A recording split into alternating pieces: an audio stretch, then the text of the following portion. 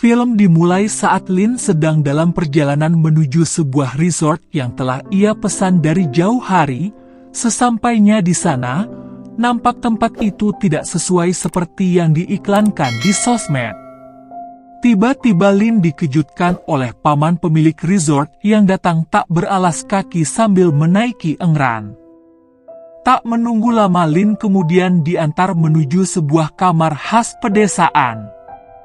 Dengan bertingkah aneh, si paman pun bercerita bahwa sepupunya baru saja meninggal karena tenggelam di kolam sebelah kamar yang Lin pesan.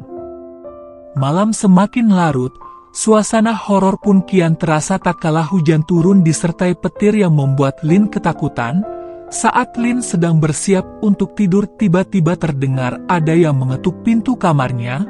Lin memberanikan diri untuk melihat siapa yang mengetuk tadi. Tetapi Lin tidak menemukan seorang pun di sana. Mengingat cerita si paman tentang sepupunya yang meninggal, lantas Lin bergegas kembali ke kamar dan menyelimuti dirinya sambil terus berdoa.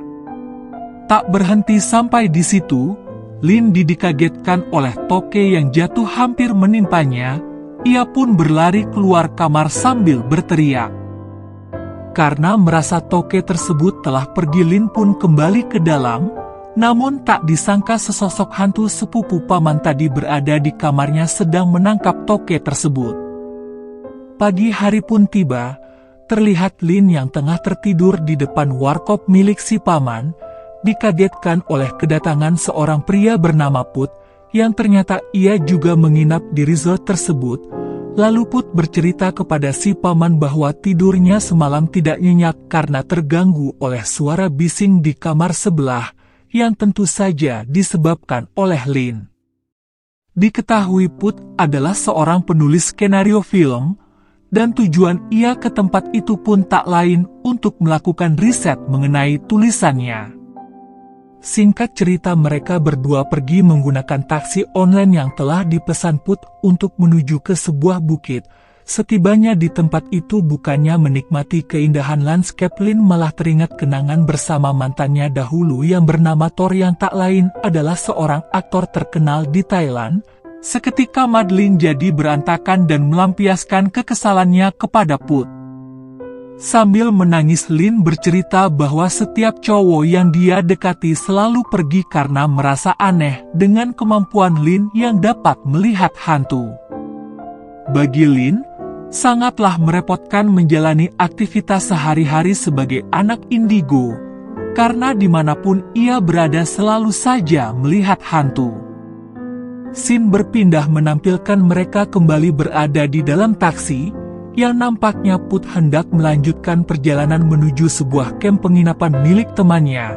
Karena saking galaunya, Lin yang tidak tahu akan pergi kemana lagi, akhirnya ia memutuskan untuk mengikuti kemana saja Put pergi. Put pun tidak merasa keberatan diikuti Lin, lalu mereka melanjutkan perjalanan. Tak berselang lama dalam perjalanan, tiba-tiba taksi berhenti secara mendadak dan ternyata ada pohon besar yang tumbang menghalangi jalan. Bergegas Put dan pengendara lain pun merapihkan pohon tersebut agar jalanan bisa kembali dilewati. Setelah semua selesai, Put kembali ke dalam taksi dan mendapati Lin tidak berada di sana. Sontak Put mencari Lin dan menemukannya sedang muntah karena mabuk perjalanan. Dalam keadaan setengah sadar, Lin meracau dengan mengatakan bahwa ada seorang anak bersama ayahnya yang hendak ikut menumpang, namun Put merasa bingung karena ia tidak melihat seorang pun di sana. Put yang menyadari bahwa itu adalah hantu, ia pun segera meminta si sopir agar segera berangkat. Dalam perjalanan, saat Put memerhatikan Lin yang sedang rebahan, seketika ia mendapatkan inspirasi untuk menulis skenario dan menjadikan Lin karakter utama di cerita yang ia tulis. Pada keesokan harinya, saat Lin baru saja membuka mata, ia dikagetkan oleh sosok hantu wanita mengintip di jendela kamarnya. Sontak Lin bergegas keluar. Namun ia merasa heran dengan tempat dan orang-orang di sekitar yang nampak asing baginya. Ternyata ia tengah berada di kamp penginapan milik teman Put yang bernama Om. Setelah itu Lin pun bergabung dengan yang lainnya. Saat hendak menyantap makan malam bersama, Lin lantas bertanya apa tujuan mereka semua ke tempat ini. Salah satu dari mereka pun menjelaskan bahwa tempat ini adalah tempat bagi mereka orang-orang patah hati berkumpul. Tak terkecuali dengan Put, ia dibuat patah hati oleh kekasihnya, sutradara cantik yang berselingkuh dengan aktor filmnya. Mereka pun semakin terlihat akrab, menghabiskan malam dengan bermain kartu dan minum-minum. Tiba-tiba hujan turun, namun mereka malah asik bermain hujan dan tertawa lepas untuk sejenak melupakan luka hati yang mereka alami. Pagi hari pun tiba, Lin yang baru saja terbangun, kembali dikejutkan oleh sosok hantu wanita yang kali ini ia berada tepat di hadapan Lin dan seakan ingin mengatakan sesuatu. Namun Lin tidak mengerti bahasa yang hantu itu katakan. Setelah diartikan ternyata hantu itu meminta sesajen. Mengetahui hal tersebut, Put yang hendak pergi lantas mengajak Lin untuk ikut dengannya. Karena tak ingin berada di kamp sendirian, Lin pun akhirnya pergi bersama Put untuk menemui kawannya yang katanya bisa melihat hantu. Dengan mengendarai motor tua mereka melalui jalan tidak begitu mulus.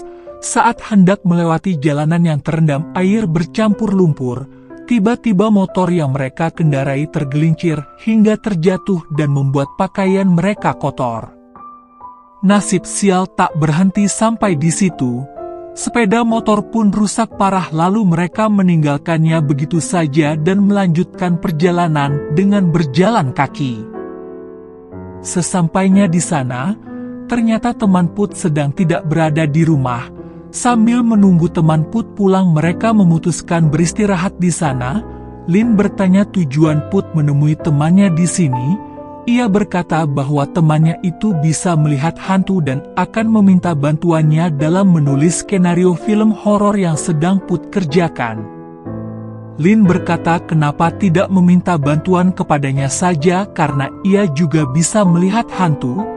Put seakan tidak merasa takut karena belum pernah melihat hantu secara langsung. Di sela perbincangan Put meminta Lin untuk membersihkan diri dan memberikan pakaian ganti milik temannya. Tak lama setelah itu terlihat Put yang terpesona melihat Lin yang sudah mengganti pakaian. Mereka pun mengobrol sambil menikmati snack. Tiba-tiba Lin merasa ingin buang air. Put mengatakan bahwa tidak ada toilet di rumah ini, dan orang-orang sekitar biasanya menggali tanah jika hendak buang air. Mendengar hal itu Lin bergegas keluar dan mencari cangkul untuk menggali tanah guna menuntaskan hajatnya. Tibalah Lin pada sebuah gudang tua, hingga tak sengaja menemukan mayat yang tak lain adalah mayat teman Pun yang hendak mereka temui. Lin pun berlari ketakutan dan kembali kepada Put. Saat hendak menceritakan yang baru saja ia lihat, tiba-tiba teman Put datang, lantas Put mengenalkan temannya itu YG bernama Karai kepada Lin. Lin yang mengetahui bahwa Karai ini sudah mati, mencoba menjelaskan kepada Put, namun Karai selalu saja memotong pembicaraan mereka.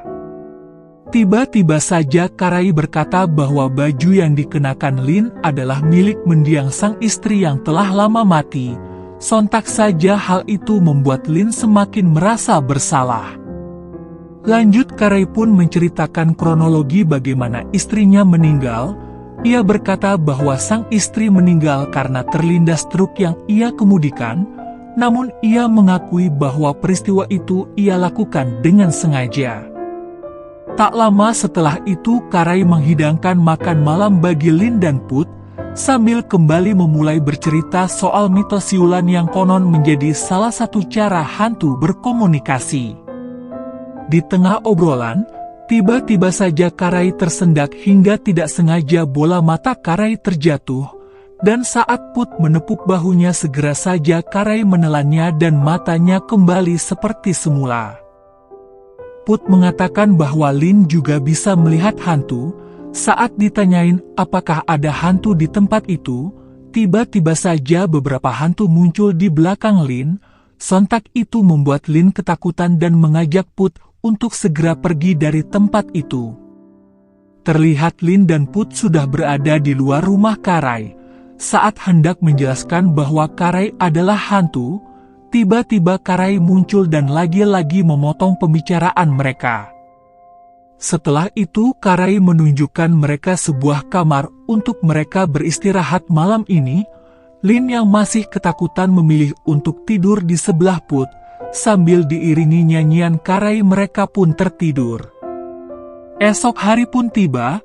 Terlihat Put yang baru terbangun dari tidurnya mendapati Lin maupun Karai tidak ada. Put lantas keluar untuk mencari mereka, hingga tiba di sebuah gudang. Put terkejut melihat Karai yang terbujur kaku dan sudah membusuk. Sontak saja Put berteriak sekencang-kencangnya. Lin yang mendengarnya hanya tertawa sambil buang air. Di tengah ketakutan Put mengajak Lin untuk segera pergi. Namun Lin yang sudah mengetahui hal itu sebelumnya mencoba menenangkan Put. Scene berganti, terlihat mereka menyusuri hutan guna kembali ke kamp penginapan milik Om. Namun naas perbekalan dan air telah habis yang membuat mereka kelelahan dan merasa lapar, hingga mereka menemukan sebuah sungai. Namun saat Lin hendak mengambil air dari sungai itu lintah menempel di kakinya. Mengetahui itu Lin yang panik tak sengaja mendorong Put hingga terjatuh dan membuat tubuhnya ditempeli banyak lintah. Mereka lantas berlari kembali ke tengah hutan menjauhi sungai. Put yang melihat buah pisang berusaha mengambilnya. Setelah puas menyantap pisang mereka lantas tertidur. Mereka pun terbangun saat hari sudah gelap. Saat hendak melanjutkan perjalanan, tiba-tiba saja terdengar suara siulan. Sontak suara itu membuat mereka panik karena mengingat cerita Karai kala itu. Siulan itu pun semakin mendekat seakan mengejar mereka. Hingga di kejauhan terlihat sosok hitam, yang ternyata hanyalah seorang anak kecil pencari rebung, dan menjelaskan bahwa ia bersiul untuk memberi tanda kepada ibunya agar bisa menemukannya bukan untuk memanggil hantu. Anak itu pun menemani mereka untuk keluar dari hutan, hingga mereka menemukan jalan besar dan menumpang mobil pick-up untuk kembali ke kamp penginapan. Sesampainya di sana, mereka disambut oleh Aon yang memarahinya karena telah membuat yang lain panik. Setelah itu mereka kembali ke kamar masing-masing untuk membersihkan diri. Saat berada di dalam kamar tiba-tiba Put dikejutkan oleh sosok wanita mengintip di jendelanya yang ternyata adalah Lin. Karena ponselnya tidak dapat sinyal maka Lin mendatangi kamar Put hendak meminjam ponsel untuk memberi kabar ibunya. Tak berapa lama Lin memasuki kamar Put untuk mengembalikan ponsel. Segera Put membereskan tulisannya, tiba-tiba saja Lin menemukan di PDG skenarionya ditulis Put dan disutradarai oleh mantan Put. Mereka pun memutuskan untuk menikmati malam di depan kamar Put. Hingga pagi tiba, mereka meminjam motor metik milik Om dan pergi menuju sebuah danau. Di sana Put berkata bahwa tempat ini yang paling nyaman untuknya menulis skenario.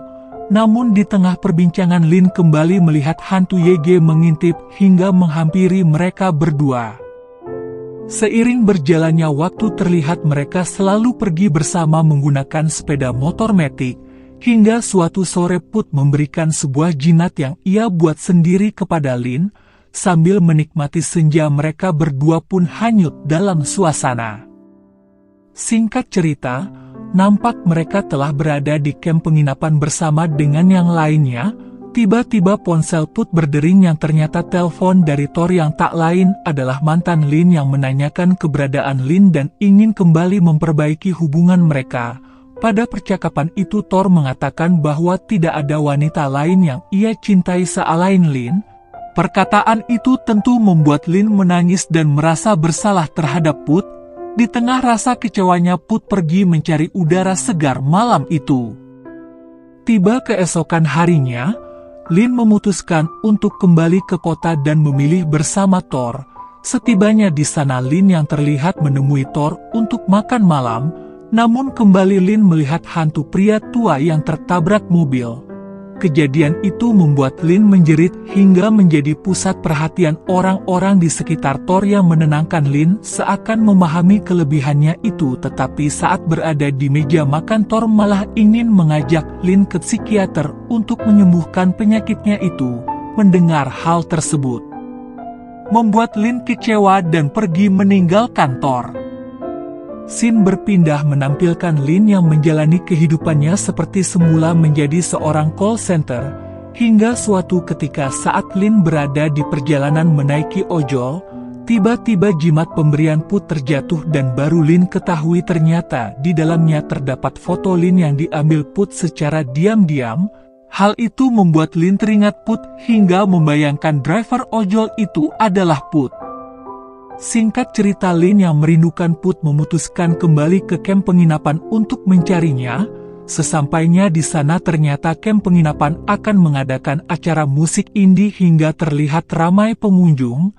Namun Put tidak berada di sana, hingga Lin menanyakan kepada Om dan mencoba menghubunginya namun tidak ada jawaban. Setelah menunggu lama, Lin yang merasa sedih kemudian membuang jimat pemberian Put, hingga seseorang menghampiri yang tak lain adalah Put. Mereka pun kembali bertemu dan memutuskan untuk bersama, dan film pun berakhir.